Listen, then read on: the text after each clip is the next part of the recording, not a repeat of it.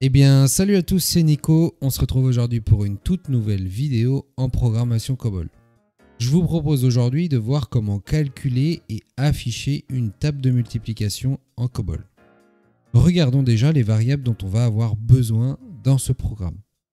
Tout d'abord, la variable nombre, c'est la variable qui stocke le nombre entré par l'utilisateur pour lequel il souhaite afficher la table de multiplication.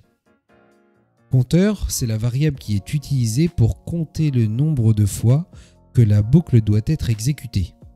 Car comme vous vous en doutez, on utilisera une boucle pour calculer et afficher la table de multiplication. Ensuite, la variable résultat, c'est la variable qui stocke le résultat de la multiplication de nombre et de compteur. Admettons que le nombre saisi soit 5 et que l'on est au troisième tour de boucle, le résultat sera la multiplication de 5 par 3.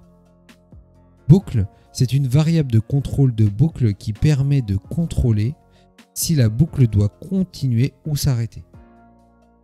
Pour finir, la variable limite, c'est la variable qui stocke la limite supérieure entrée par l'utilisateur. Elle détermine combien de fois la boucle sera exécutée et combien de produits seront affichés. Cela permet tout simplement de savoir jusqu'où l'utilisateur souhaite étendre sa table de 5 par exemple. Dans la procédure division, le programme demande à l'utilisateur de saisir le nombre pour la table de multiplication ainsi que la limite supérieure de sa table. Le programme utilise l'instruction display pour effectuer ces demandes. Ces informations sont stockées à l'aide des instructions accept. Ensuite, la boucle perform est utilisée pour effectuer les calculs et les affichages pour la table de multiplication.